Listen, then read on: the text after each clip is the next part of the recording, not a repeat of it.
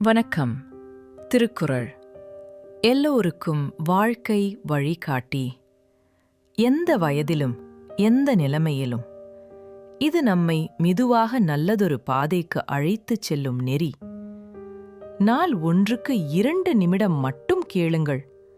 புரியாவிட்டாலும் பரவாயில்லை, நடைமுறைப்படுத்த முடியாவிட்டாலும் கவலையில்லை. கேளுங்கள், மெதுவாக உங்கள் மனதில் ஒரு மாற்றம் உருவாகும். கடினமான நேரங்களிலும் கூட அது உங்களை அமைதியாக தூக்கும். உங்கள் வருகைக்கு நன்றி. லைக் பண்ணுங்கள், சப்ஸ்கிரைப் பண்ணுங்கள். வாங்க, இன்று நம்ம திருக்குறளை தொடங்கலாம். அதிகாரம் 11. செய் நன்றி அறிதல்.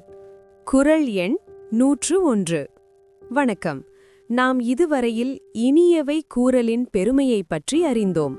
இன்று முதல் திருக்குறள் அறத்துப்பாலின் இல்லறவியலில் உள்ள செய் நன்றி அறிதல் எனும் மிக உன்னதமான அதிகாரத்தின் முதல் குறளை நாம் காணலாம்.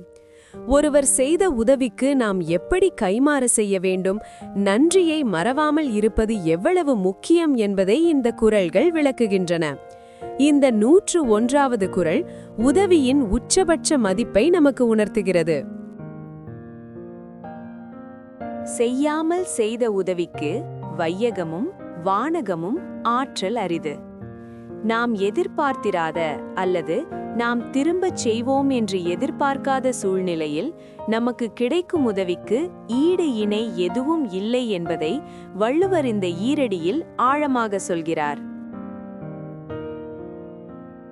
உதவி செய்பவர் பலன் எதையும் எதிர்பார்க்காமல் அருட்குணத்தால் நமக்கு உதவி செய்தால் அந்த உதவியை நாம் உலகிலுள்ள செல்வங்கள் அனைத்தையும் கொடுத்தும் ஈடு செய்ய முடியாது. எனவே அத்தகைய உன்னத உதவியை நாம் ஒருபோதும் மறக்கக்கூடாது.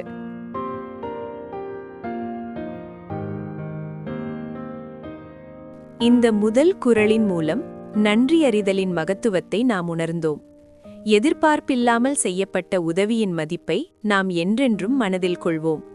நாளை செய் நன்றியறிதல் அதிகாரத்தின் அடுத்த குறளுடன் சந்திப்போம். உங்கள் மனம் நிம்மதியாய், உங்கள் வாழ்வு நிலைத்ததாக இருக்க நமது சேனலுடன் இணைந்திருங்கள்.